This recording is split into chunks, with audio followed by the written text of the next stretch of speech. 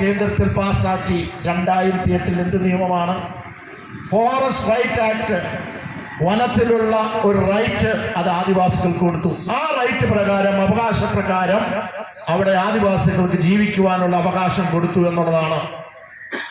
അത് ആദിവാസികൾക്ക് മാത്രമല്ല, അത് ആ സമ്പത്ത് ആദിവാസികൾക്കാണെങ്കിൽ ഈ കാണുന്ന കടലിന്റെ സമ്പത്ത്, ഈ തീരദേശത്തിന്റെ സമ്പത്ത്, ഏറ്റവും കൂടുതൽ കടലിനെയും തീരദേശത്തിനെ സംരക്ഷിക്കുന്ന ഈ മത്സ്യത്തൊഴിലാളികള് അവർക്കൊരു റൈറ്റ് കൊടുക്കണം. സീ റൈറ്റ് എന്ന് പറയുന്നത് കടലിന്റെ അവകാശം കടലിന്റെ മക്കൾക്ക് കൊടുക്കണം എന്ന് ഞങ്ങൾ ആവശ്യപ്പെട്ടു.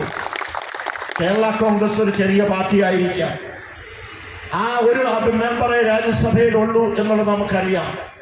പക്ഷെ ആ ശബ്ദമോട് മുഴങ്ങി പ്രതിപക്ഷത്തും ഭരണപക്ഷത്തുമുള്ള എല്ലാ രാഷ്ട്രീയ പ്രസ്ഥാനങ്ങളുടെ നേതാക്കന്മാര് അതിനെ പിന്താങ്ങി.